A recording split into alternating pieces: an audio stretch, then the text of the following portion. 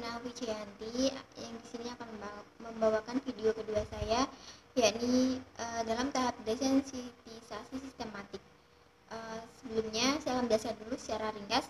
Desensitisasi sistematik yaitu sebuah teknik yang mana klien diajak untuk mengingat, membayangkan, dan mengalami kejadian yang bisa membangkitkan sebuah kecemasan tersebut. Dan setelah itu klien diajak untuk melakukan relaksasi. Nah, untuk penjelasan selanjutnya simak aja video berikut ini. Nah, di dalam tahap desensitisasi sistematik ini ada 3 tahapan. Yang pertama itu adalah tahap relaksasi, yang kedua adalah membuat skala hierarki kecemasan, dan yang ketiga konselor memberikan stimulus yang membangkitkan kecemasan selama relaksasi. Langsung ke tahap pertama, itu tahap relaksasi. Nah, di dalam tahap desensitisasi sistematik ini ada 3 tahapan. Yang pertama itu adalah tahap relaksasi, yang kedua ada tahap pembuatan skala stimulasi dari hierarki kecemasan, dan yang ketiga adalah tahap konselor melakukan stimulisasi yang membangkitkan kecemasan selama proses relaksasi. Langsung saja lanjut ke tahap yang pertama, yaitu tahap relaksasi. Sebelumnya Mbak, apakah sudah siap untuk melakukan proses ini? Siap. Ya, sudah siap. Sekarang taruh posisi tangannya di atas lurus seperti ini, kita regangkan, lalu Mbak boleh menutup mata. Tarik nafas, tahan 1, 2, 3, hembuskan. Tarik nafas lagi, tahan 1, 2, 3, hembuskan. Tarik nafas, tahan 1, 2, 3, hembuskan. Sudah tenang Mbak? Sudah. Lalu kita akan lanjut ke tahap melakukan skala ya Mbak. Dari mulai Mbak melakukan proses kecemasan, ini nanti saya akan menyebutkan angka 1 sampai 100, Mbak tinggal sebutin aja. Yang pertama itu jika Mbak melihat petasan dari pinggir jalan, itu kira-kira berapa angkanya? 30. Lalu jika Mbak tidak sengaja mencium aroma petasan? 35. Lalu jika Mbak memegang petasan? 40.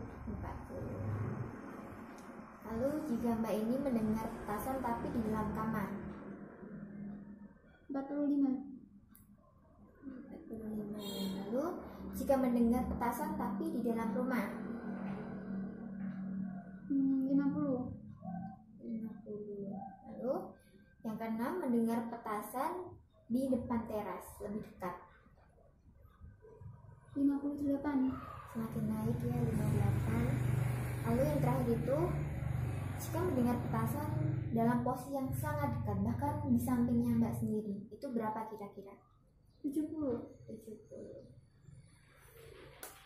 Lalu sekarang Mbak boleh taruh posisi seperti tadi, seperti ini, pejamkan mata.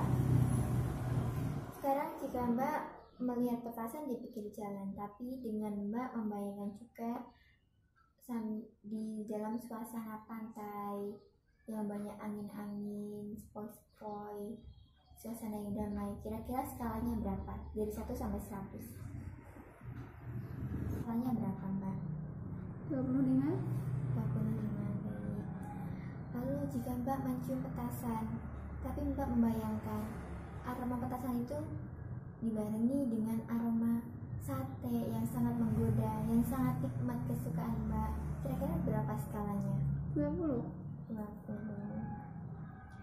Lalu jika Mbak memegang petasan, tapi Mbak membayangkan di tangan Mbak juga memegang es krim yang sangat nikmat, yang sangat lembut, sangat dingin, sangat enak sekali dinikmati di suasana yang panas ini, kira-kira berapa Mbak skalanya?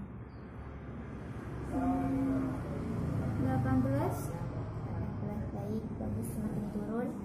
Lalu jika Mbak mendengar petasan tapi dalam kamar, anggap saja itu adalah sebuah melodi, sebuah musik yang sangat klasik, yang sangat indah, bisa menghantarkan Mbak tidur, itu berapa skalanya? 16. Lalu jika Mbak mendengar petasan di dalam rumah, tapi Mbak juga di situ mendengar seperti ayam-ayam berkokok pada siang hari, pada pagi hari, di suasana yang masih sejuk, masih asri, itu kira-kira berapa Mbak? 14. Lalu yang keenam, jika Mbak mendengar petasan di depan teras, tetapi Mbak juga dibayangkan di situ juga Mbak melihat, mendengar dan bersapa dengan teman sebayanya, teman terdekatnya, teman karibnya, yang sudah lama tidak berjumpa. Kira-kira berapa Mbak skalanya? 13. 13. Baik, lalu yang terakhir Mbak, jika Mbak mendengar petasan di posisi yang sangat dekat, tapi Mbak juga coba membayangkan sambil rebahan di kamar, sambil mendengarkan musik yang sangat indah, sangat merdu. Di sebelah Mbak ada banyak makanan, minuman yang tersedia. Mbak dalam posisi yang sangat santai. Kira-kira Mbak berapa skalanya? 10. 10. Baik, ini semakin turun. Sekarang Mbak boleh membuka mata. Setelah melakukan skala tadi ya Mbak, kita bisa dilihat skalanya itu yang pertama, jika Mbak melihat petasan di pinggir jalan, itu Mbak ada yang awalnya itu 30, yang lalu mendengar petasan dalam posisi yang terdekat itu 70. Namun setelah Mbak melakukan tadi terapi dalam hierarki kecemasan, yang tadi awalnya itu melihat petasan di pinggir jalan yang tadinya 25 bisa menjadi posisi yang terakhir yang sangat punya itu adalah 10. Jadi jadi disimpulkan Mbak, sebenarnya Mbak ini bisa ditangani dengan proses seperti ini. Mbak bisa bisa turun skalanya, bisa lebih tenang ya Mbak, dari yang tadinya itu fobia terhadap petasan bisa ditangani, jadi Mbak lebih tenang, lebih bisa mengatur lah. Ya. Seperti itu ya Mbak. Iya. Baik, udah tenang kan Mbak? Sudah. Seperti itu. Beda. Sekian teman-teman video kedua saya. Bisa lanjut ke video yang ketiga, yaitu terapi relaksasi.